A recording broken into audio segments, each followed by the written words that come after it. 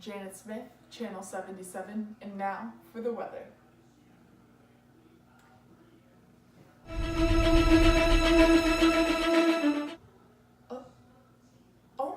It seems that I have some breaking news.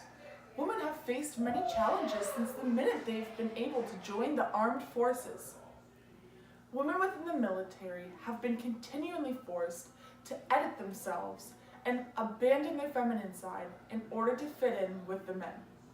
The squadrons, teams, and workplaces in the military are so densely populated with men that in order for a woman to feel a sense of team, they must first make themselves more masculine. Now to you, Patricia. Thank you, Janet. Now Patricia speaking.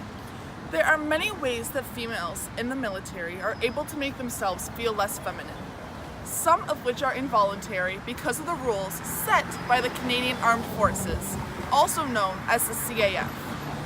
A woman's hair can mean as much to her as she wants it to. To some, it means more than others. With the rules set in the military, it is very difficult for women to have their hair the way they like it. Hair must be tied back with all of the pieces behind their head so they will not fall or have not fallen into the front. Kiana Medea, an image technician from the CAF, states, "About half of the women in the Army that I know have decided to just cut off all their hair to make it really short because the rules on our hair are just ridiculous."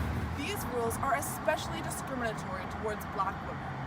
A black woman's hair, when not given the correct treatment, creams, or styling gels, will not stay in place. During basic training, black women are not given the treatments that they need, but are expected to withhold a certain degree of presentability. Asking this of someone without giving them the proper access to how to do it is just another one of the ways that women in the military face challenges. Thank you, Janet. Now to you, Tammy. Thank you, Patricia. This is Tammy. Along the lines of wanting to fit in and feel accepted, there was workplace tension where women want to prove that they are just as capable as men to get physically or mentally tasking jobs done. However, a woman's physical testing is lowered compared to the standards a man has to hit. The standards for women has been designed specifically towards their body type, but it causes tension among troops. The male troops are not particularly happy when a female gets off on doing less than what he is doing, even though this is not true, and both testing is standardized towards the body type of the respective gender. It is a good thing that the testing is respective towards gender, as it allows for more females to be able to join the military as more are able to pass the testing. However, it does create a competitive workplace environment if a man does not comprehend or is unwilling to understand how this happens. Now to you, Karen. This has been Tammy.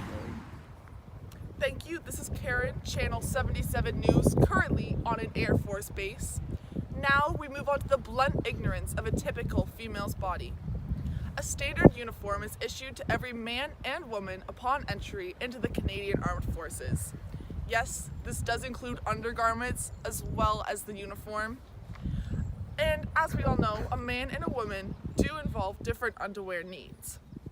So why is it that a man is given everything right down to his boxer shorts, but a woman is not provided with proper underwear or sports bras? A female is typically, but not always, smaller at the waistline and has curves in the middle, whereas a man is more boxy. The shape of the uniform is not cut out to fit a female. The shape of the uniform has the potential to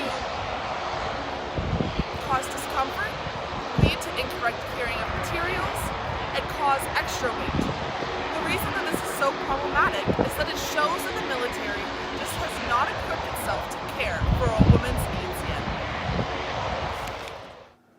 Thank you, Karen, for your coverage. It seemed to be getting a bit busy out there on the Air Force Base, so we brought it back to the studio, especially because we wanted to talk about a heavier topic, sexual misconduct. Having 15.7% of the Army being females as of January 2019 is quite an accomplishment. However, it does mean that these women are still surrounded by men most of the time. And although we would all like to believe that everyone knows how to just keep their hands to themselves, this is not always true. The sexual abuse that the female soldiers encounter while in the Canadian Armed Forces is an absolute disgrace to the Canadian citizens.